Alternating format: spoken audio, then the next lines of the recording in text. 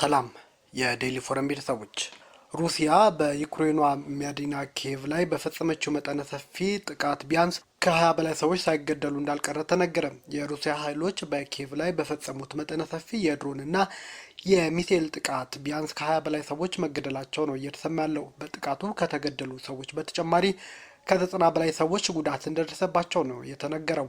የጥቃቱ ሰለባ ከሆኑት ሰዎች መካከል አብዛኞቹ ህጻናት እንደሆኑ የኪየቭ የጦር አስተዳደር ኃላፊ ታይሙር ቲካቼንኮ ተናግረዋል። በርካታ ነዋሪዎችም ተፈናቅለዋል ነው ያሉት። ጥቃቱ ከ11 ሰዓት በላይ እንደዘለቀ የተነገረ ሲሆን በኪየቭ የሚገኘው የቢቢሲ ቡድን ረቡዕ ምሽት ከባድ ፍንዳታዎች ሰምቷልም ተብሏል። የከተማዋ ከንቲባ ቫታሊ ክሊቲሽኮ ጥቃቱ በዩክሬን መዲና ላይ የተፈጸመ እጅግ ከባድ ጥቃት ያሉ ሲሆን አርብ ዕለት የሀዘን ቀን እንዲሆንም አውጀዋል። በጥቃቱ ከተመቱ ስፍራዎች መካከል የአምቡላንስ ጣቢያ እንደሚገኝበትም ከንቲባው አሳውቀዋል። ዩክሬን ሰላማዊ ሰዎች መኖሪያ ኢላማ በማድረግ ሩሲያን ከሳለች። ሞስኮ በበኩሏ በሩሲያ የሲቪል መሰረተ ልማት ላይ ለተፈጸመ ጥቃት አጸፋ የጦር መሳሪያ ማምረቻ ነው ባለችው ላይ እርምጃ መውሰዷን ነው የገለጸችው። የክሬምሊን ቃል አቀባይ ዲሚትሪ ፔስኮቭ ሐሙስ ዕለት ሩሲያ ያስቀመጠችውን ግብ ለማሳካት በኪየቭ መንግስት ላይ የምታደርገውን ጫና እንደምትጨምርም ለጋዜጠኞች አሳውቀዋል። የዩክሬን አየር ኃይል እንዳለው ሩሲያ በረቡዕ ምሽቱ ጥቃት 74 ሚሳኤሎችና 496 ድሮኖች ዩክሬን ላይ አስወንጭፋለች። ሆኖም አብዛኞቹ በአገሪቱ የአየር ጥቃት መከላከያ መክሸፋቸውና 25 ባላስቲክ ሚሳኤሎችና 12 ድሮኖች ብቻ በ33 ቦታዎች ላይ ጥቃት መፈጸማቸውን አየር ኃይሉ አረጋግጧል። የኢራን ጠቅላይ መሪ የሐሚኒ ልጅ ሚስት ቀብር የባለቤታቸው አስከሬን ባልተገኙበት ተፈጽሟል። በአሜሪካና በእስራኤል ጥቃት ከወራት በፊት የተገደሉት የኢራን ጠቅላይ መሪ ሞጁታባ ሐሚኒ ባለቤት ዛሃራ ሀዳድ የቀብር ስነ ስርዓታቸው ባላቸው ባልተገኙበት ረቡዕ ቴህራን ውስጥ መፈጸሙ ተነግሯል። ዛሃራ ሃዲ አዴል በመጀመሪያው ዕለት ጥቃት ከተገደሉት የሐሚኒ ቤተሰብ አባል አንዷም ናቸው። በመጀመሪያው ዕለት የቦምብ ጥቃት የኢራን ጠቅላይ መሪና ሌሎች በርካታ የኢራን ከፍተኛ ባለስልጣናት በእስራኤልና በአሜሪካን ድብደባ መገደላቸው ይታወሳል። በተጨማሪም የአባታቸውን ስልጣን የተረከቡት የዛሃራ ባለቤት ሞጁታባ ሐሚኒ በጥቃቱ ከፍተኛ ጉዳት እንደደረሰባቸው በተደጋጋሚ ቢነገርም እስካሁን ግን በተጨባጭ የተረጋገጠ ነገር የለም። ለህዝብም ታይተው አይታወቁም። የኢራን እስላማዊ ሪፐብሊክ ጠቅላይ መሪ ከሆኑ በኋላ የጽሁፍ መልእክት ከማስተላለፍ ውጪ በይፋ ለህዝብ ያልታዩት ሞጁታባ በጥቃቱም በደረሰባቸው ከባድ ጉዳት ምክንያት እንደሆነም ነው እየተነገራለው። በመጀመሪያው ዕለት ጥቃት የተገደሉት የሞጁታባ ሚስት ዛሃራ የሟች ጠቅላይ መሪ አያቶላህ ሐሚኒ አማካሪና በእስላማዊ ሪፐብሊክ ውስጥ ተደማጭ የሆኑት ጎላማሊ ሀዳድ አዴል ልጅም እንደነበሩ ይነገራል። ከጥቃት ቀን በፊት ጎላማሊ አሜሪካና እስራኤል በኢራን ላይ ጥቃት ከከፈቱ ወዲህ የሟች ሴት ልጃቸው ባለቤት የሆኑትን ሞጁታባ ሐሚኒ አግኝተው እንደማያውቁም ነው የተሰማው። በሌላ በኩል ደግሞ የሆርሙዝ ወሽመጥ የኢራን የማያሻማ ሉዓላዊ ግዛት አካል ነው ስትል ኢራን አሳውቃለች።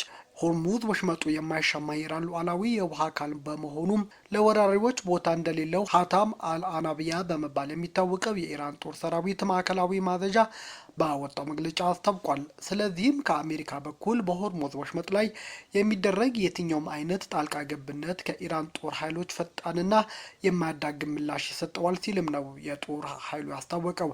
ከማዘዣ ማዕከሉ የወጣው መግለጫ ጠቅሰው የኢራን መገናኛ ብዙኃን እንደዘገቡት ከሆነ ወሳኝ የውሃ መተላለፊያው የሆርሙዝ ወሽመጥ ደህንነትና አስተዳደር ጉዳይ የሀያሏ የእስላማዊ ኢራን ጦር ኃይሎች የማይታለፍ ቀይ መስመር ነው በማለት አጽንኦት ሰጥቶ ማስታወቁም ነው የዘገቡት። ሆርሙዝ ወሽመጥ የወራሪው ብለው የጠሩት የአሜሪካ የምትቆጣጠረው መስክ ሳይሆን የኢራን እስላማዊ ሪፐብሊክ የማይሻማ ሉዓላዊ ግዛት ነው ሲል ኢራን በባህር መተላለፊያው ላይ ያላትን የበላይነት ነው ያስታወቀው። ሁሉም የንግድ መርከቦች በሆርሙዝ ወሽመጥ በኩል ደህንነታቸው ተጠብቆ በሰላም ለማለፍ በኢራን የተቀመጠውን መስመር ብቻ መከተል እንዳለባቸውና ካልሆነ ግን የሚገጥማቸው ቅጣት መቀበል እንደሚገባቸው ነው ጦር ኃይሉ ያስታወቀው። ኢራን በአሜሪካና በእስራኤል ጦርነት ከተከፈተባት በኋላ በወሳኝ የባህር መተላለፊያ መስመር በኩል የሚያልፉ መርከቦች ላይ ጥቃት መሰንዘር መጀመሯም ይታወሳል። ሆርሙዝ ከዓለም ፍጆታ 20 በመቶ የሚሆነውን የዓለም የጋዝ መተላለፊያም ነው። አሜሪካ ጦሯን ከሳውዲ አረቢያ ለማስወጣት እያሰበች እንደሆነ አስታወቀች። አሜሪካ በሳውዲ አረቢያ የሚገኝ ጦሯን ለመቀነስ ወይም የተወሰኑን ወታደራዊ ኃይሏም ከሳውዲ አስወጥታ ወደ ሌላ ቦታ ለማዘዋወር እያሰበች እንደሆነ ዎል ስትሪት ጆርናል የተመለከተው ሪፖርት ጠቅሶ ዘግቧል። አሜሪካ ይህንን እርምጃ ለመውሰድ እያሰበች ያለችው በዋሽንግተንና በሪያድ መካከል ያለው ውጥረት ተከትሎ ነውም ተብሏል። የሁለቱ ሀገራት ውጥረት በኢራን ጦርነት እንዲሁም በሆርሙዝ ወሽመጥ በኩል የሚያልፉ መርከቦች ደህንነት ከማስጠበቅ ጋር በተያያዘ ውጥረታቸው ተባብሷል ነው ያለው ዎል ስትሪት ጆርናል። የተመለከተው ሪፖርት እንደሚጠቁመው ከ100 በላይ የአሜሪካ ወታደራዊ አውሮፕላኖች ሆርሙዝ ወሽመጥ ክፍት ሆኖ እንዲቀጥል ለማስቻል በመካከለኛው ምስራቅ ከሚገኙ የጦር ሰፈሮችና ከወታደራዊ መርከቦች በመነሳት በረራ አድርገዋል። ይህ ስምሪት ከሳውዲ አረቢያ ያልተጠበቀ መሰናክል እንደገጠመው ነው ዎል ስትሪት በዘገባው ያስታወቀው። በሳውዲ የሚገኙ የጦር ሰፈሮችና የአገሪቱ አየር ክልል ለዚህ ስምሪት ከፍተኛ ድርሻ ያለው ቢሆንም ሪያድ ከዋሽንግተን ጋር ለመተባበር አልፈቀደችም ተብሏል። ጉዳዩን በቅርበት የሚከታተሉ የአሜሪካ ባለስልጣናት ለዎል ስትሪት ጆርናል እንዳረጋገጡት የሳውዲ ተቃውሞ አሜሪካ ኦፕሬሽን ፕሮጀክት ፍሪደም የተባለውን ስምሪት እንድታቋርጥ አስገድዷታል። ፕሬዚዳንት ዶናልድ ትራምፕ ይፋ ያደረጉት ኦፕሬሽን መርከቦች በሆርሙዝ ወሽመጥ እንዲተላለፍ ለማስቻል ያለመም ነበር። አሜሪካ ኦፕሬሽን ያቋረጠችው በግማሽ ልብ ሆነው ነው ተብሏል። አሜሪካ በሳውዲ ያላትን ጦር ለመቀነስ አሊያም የተወሰነ ወታደራዊ ኃይሏን ከሳውዲ አውጥታ ወደ እስራኤል ወይም ዮርዳኖስ ለማዘዋወር ማሰቧንም የዎል ስትሪት ዘገባ ያሳያል። በጉዳዩ ላይ የመጨረሻ ውሳኔ እንዳልተደረሰም ዘገባው ያትታል። አሜሪካ ወታደሮቿን ለማስወጣት ከመወሰኗ በፊት አማራጮችን እንደምታይም ቢቢሲ ዎል ስትሪት ጆርናል ጠቅሶ ነው ያስታወቀው። ሆርሙዝ በአሜሪካ ሳይሆን በኢራን ቁጥጥር ስር እንደሚገኝ መታወቅ አለበት ስትል ኢራን እያረጋገጠች ነው። የሆርሙዝ ወሽመጥ በአሜሪካ ጦር ማዕከላዊ እዝ ሳይሆን በኢራን ቁጥጥር ስር ነው ሲል የሀገሪቱ ምክትል ውጭ ጉዳይ ሚኒስትር ካዚም ጋሪባባዲ በማህበራዊ ሚዲያ ገጻቸው ላይ ባሰፈሩት መልእክት ገልጸዋል።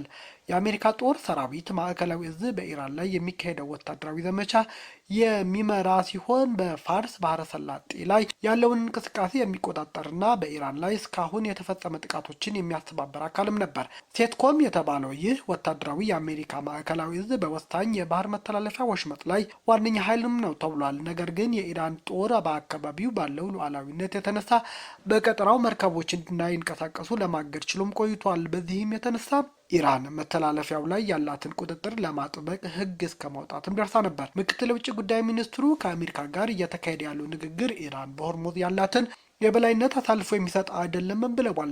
ጋሪባባዲ ጨምረውም ባህሬን ውስጥ የሚካሄደው ወታደራዊ ውይይት የባህር ሰላጤው ደህንነት የተመለከተ ህጋዊ አሰራርን የሚፈጥር አይደለም፣ ከዚያም ይልቅ የቀጠናውን ደህንነት የሚያረጋግጠው የአሜሪካ ጣልቃ ገብነት ሲያበቃና ከአካባቢው ስትወጣ የሀገራት ሉዓላዊነት ሲከበር እንዲሁም ከአሜሪካ የበላይነት ውጭ አዲሱን ጂኦፖለቲካዊ እውነት በመቀበል ነው ብለዋል። ባለፉት ወራት ተዘግቶ የቆየው ከሳምንት በፊት የተከፈተው ሆርሙዝ ወሽመጥ አሁንም ደህንነቱ የተጠበቀ ባለመሆኑ ማህበራትና የመርከብ ኩባንያዎች መተላለፊያው የጦርነት ቀጠና ሆኖ መታየት እንደሚቀጥል ማሳውቀዋል። ሆርሙዝ መጀመሪያ ላይ በዚህ ምድብ ውስጥ የተካተተው አሜሪካና እስራኤል በኢራን ላይ ጦርነት ከከፈቱ ከቀናት በኋላ በመርከቦች ላይ ጥቃት መድረሱ ተከትሎም ነበር። በሌላ በኩል ኢራንና አሜሪካ ውይይት ለመቀጠል መስማማታቸው ኳታር አረጋግጣለች።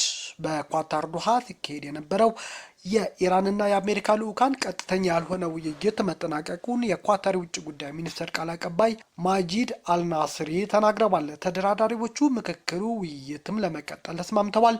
ቀጣይ ውይይቶች መቼ እንደሚካሄድም በተቻለ ፍጥነት የሚገለጽ ይሆናልም ብለዋል። ውይይቱ በጥሩ ሁኔታ እየተካሄደ መሆኑን ፕሬዝዳንት ዶናልድ ትራምፕም አረጋግጠዋል። ፕሬዝዳንቱ በፓኪስታንና በኳታር አሸማጋዮች በኩል የተደረገው ንግግር እጅግ ጥሩ ስብሰባ ሲሉም ገልጸውታል። ለውጥ እየታየበትም ነው ሲሉም ነው የተናገሩት። ትራምፕ ቴህራን ወደ ውይይቱ ወይም ድርድር ለመመለስ እቅድ እንዳልያዘች ገልጻ የነበረ ቢሆንም ከአሜሪካ ልዑክ ጋር ቀጥተኛ ያልሆነ ውይይት ልዑኳ ለማድረግ ልዑኮቿን ወደ ኳታርም ልካ ነበር። የኢራን ምክትል ውጭ ጉዳይ ሚኒስትር ካዚም ጋሪባባዲ በዶሃ ውይይት የተቆጣጣሪውን ቡድን ቀጥተኛ የግንኙነት መስመር ገና እስኪከፈት ተስማምተናልን ብለዋል።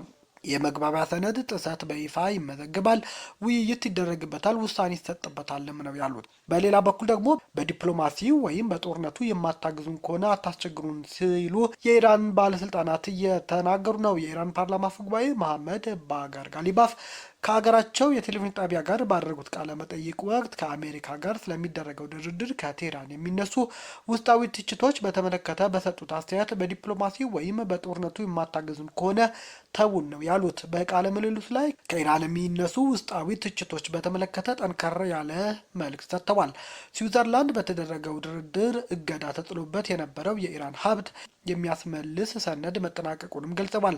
በዚህም ውይይት ላይ የአሜሪካው ምክትል ፕሬዚዳንት ጄዲ ቫንስ እንዲሁም የአሜሪካ ግምጃ ቤት ምክትል ጸሐፊ መገኘታቸው ተጠቅሷል። ከአሜሪካ ጋር ስለሚደረገው ድርድርና ስለ ተደራዳሪዎቹ ቡድን የሚነሱ የሀገር ውስጥ ትችቶች በተመለከተ ደግሞ በዲፕሎማሲ ወይም በጦርነቱ የማታግዙ ከሆነ አታስቸግሩን፣ የትራምፕ ንግግር መድገም አቁሙ፣ በጎ አይደለም፣ ህዝቡ እንዲረጋጋና በኢስላሚክ ሪፐብሊክ ኢራን ደስተኛ እንዲሆን ተውትም ነው ያሉት። የዓለም አቀፉ አቶሚክ ኢነርጂ ተወካዮች ወደ ኢራን የመግባታቸው ጉዳይ በተመለከተ በምክር ቤት ባስተላለፉት ውሳኔና ጠቅላይ የብሔራዊ ደህንነት ካውንስሎም ባሳለፈው ውሳኔ መሰረት ጉዳዩ የደረሰባቸው አካባቢዎች በማንኛውም ሁኔታ መመልከት አይቻልም ብለዋል። በሌላ በኩል በአሜሪካና ኢራን መካከል ኳታር ዋና ከተማ ዱሃ ውስጥ እያደረጉ ያሉት ቀጥተኛ ያልሆነ ንግግር በጥሩ ሁኔታ እየተካሄደ መሆኑን ፕሬዝዳንት ዶናልድ ትራምፕ ማሳወቃቸው ተሰምቷል። በካቶሊክ ቤተክርስቲያን ውስጥ ክፍፍል ሊፈጥር ይችላል የተባለው የጳጳሳት ሹመት በስዊዝርላንድ ተደረገ። የሮማ ካቶሊክ ቤተክርስቲያን ርዕሰ ሊቀ ጳጳስ ሊዮ 14ኛ ያቀረቡት ተማጽኖ ባለመቀበል በስዊዝርላንድ በምትገኝ ትንሽ መንደር ውስጥ የተፈጸመው የአራት አዳዲስ የካቶሊክ ጳጳሳት ሹመት በቤተክርስቲያኒቱ ውስጥ ክፍፍልን ይፈጥራል የሚል ስጋትን አይሏል። በሺዎች የሚቆጠሩ ሰዎች በታደሙበት የሲመት ስነ ስርዓት ላይ አንድ ከአሜሪካ፣ አንድ ከስዊዝርላንድ፣ ሁለት ከፈረንሳይ የሴንት ፒየርስ ኤክስ ማህበር አባላት የሆኑ ጳጳሳት ተሹመዋል። ይህ የካቶሊክ ቤተ ክርስቲያን አካል የሆነው ማህበር በአውሮፓ በ1960ዎቹ እና በ1970ዎቹ ቫቲካን በላቲን ቋንቋ ብቻ ሳይሆን ምዕመናን በሚናገሩት ቋንቋዎች ቅዳሴ ማካሄድ ጨምሮ ያስተላለፏቸውን ቁልፍ የማሻሻያ እርምጃዎች የሚቃወምም ነው። ርዕሰ ሊቀ ጳጳስ ሊዮ በዚህ ሳምንት መጀመሪያ ላይ ድርጊቱ ክርስቶስን የተዋህዶ አካል ልብስ የሚለይ ሊሆን ይችላል በማለት የገለጹት የመከፋፈል ድርጊት ያሉትን የማህበሩ መሪዎች የጳጳሳቱን ሹመት እንዳያካሂዱ በመጨረሻም ደቂቃ ላይ ጥሪ አቅርበው ነበር። ነገር ግን ረቡዕ ዕለት ጠዋት ማህበሩ በዓለም ዙሪያ ባሉ በሚሊዮን በሚቆጠሩ ካቶሊኮች ዘንድ በምድር ላይ የእግዚአብሔር ወኪል አድርገው የሚቆጥሯቸውን ርዕሰ ሊቀ ጳጳስ ሀሳብ በመቃወም በሺዎች የሚቆጠሩ ምዕመናንና ካህናት በተገኙበት ሹመቱን አከናውነዋል። እነዚህ አራት የተሾሙት ጳጳሳት በተሰጣቸው የክህነት ስልጣን ላይ ለረዥም ጊዜ ሊቆይ አይችልም እየተባለም ነው። ማህበሩ ከዚህ በፊት አዳዲስ ጳጳሳት ለመጀመሪያ ጊዜ የሾመው በአውሮፓውያኑ በ1988 የነበረ ቢሆንም ነገር ግን ሹመቱ ከተሰጠ በኋላ ተወግዘው ተለይተዋል። በአውሮፓውያኑ 2009 በማህበሩና በካቶሊክ ቤተክርስቲያን መካከል የተፈጠረውን ክፍተት ለመዝጋት በሚል ሊቀ ጳጳስ ቤኔዲክት 6ኛ ውግዘቱን አንስተው ነበር። አሁን ደግሞ ርዕሰ ሊቀ ጳጳስ ሊዮ 14ኛ የቤተክርስቲያኗን የበላይነትና አንድነትም ለማስጠበቅ ሲሉ ስዊዝርላንድ ውስጥ የተሾሙትን አዳዲስ ጳጳሳት አውግዘው ይለያሉም ተብሎ እየተጠበቀ ነው። አንዳንዶች በሌሎች አብያተ ክርስቲያናት ውስጥ ያለውን የሹመት ልምድ በመጥቀስ የቫቲካን ተቃውሞን የተጋነነ አድርገውም ይመለከቱታል። ነገር ግን በካቶሊክ ቤተክርስቲያን ስርዓት መሰረት ርዕሰ ሊቀ ጳጳስ ይሁንታ ባያገኝ ጳጳሳትን መሾም የቤተ ክርስቲያኗን አንድነት የሚጥስ ከባድ ጥፋት ተደርጎም ይቆጠራል። በአውሮፓ በ1970 በአወዛጋቢ የፈረንሳያዊው ሊቀ ጳጳስ ማርሴል ሌፌቭሬ የተመሰረተው ይህ በስዊዝርላንድ ያለው ማህበር ካህናት፣ ጳጳሳት፣ ካርዲናሎች እና ቅዳሴው በራሱ መንገድ የሚመራ ሲሆን ከዋናው የካቶሊክ ቤተክርስቲያን የሚለየው በርካታ አቋሞች አሉት። የማህበሩ የበላይ ተቆጣጣሪ ዴቪድ ፓግሊያራ የጳጳሳቱ ሹመት መካሄድ አረጋግጠው ርዕሰ ሊቀ ጳጳሳቱ የክርስቶስ ቄስ የቤተክርስቲያን ተጠሪ እንደመሆናቸው እንደሚወዷቸው በመግለጽ የርዕሰ ሊቀ ጳጳሱን ስልጣን እንደሚያከብሩም ነው እየተናገሩ ያሉት። ይህ የጳጳሳት ሹመት ትልቁን ቤተክርስቲያን ለመምራት በቅርብ ለተሾሙት ርዕሰ ሊቀ ጳጳስ ሊዮ 14ኛ የመጀመሪያ ፈተናም ደቅኖባቸዋል። የካቶሊክ ቤተክርስቲያን በዓለም ዙሪያ ካሉት ከ1.4 ቢሊዮን በላይ ተከታዮች ጋር ሲነጻጸር 600 ሺህ ያህል ተከታዮች ያሉት ማህበር ትንሽ ቢሆንም አሁን ግን ካንሳስ ግዛት ውስጥ ካሉት አጥባቂ ተከታዮች ያሉት አሜሪካን ጨምሮ በበርካታ ሀገራት ውስጥ ተወካዮች አሉት። ማህበሩ ገንዘብ እንዳለው ግልጽ ሲሆን የጳጳሳቱ ሹመት በቀጥታ በዩቲዩብ 7 ቋንቋዎች ተሰራጭቷል። ቤተሰቦቻችን ዜናዎቻችን ላይ ካርጉ ለሌሎች ተደራሽ እንደሆነም ሼር አድርጉ። አዲስ የሆናችሁ ደግሞ ሰብስክራይብ በማድረግ ቤተሰብ ሁኑ። ሰናይ ጊዜ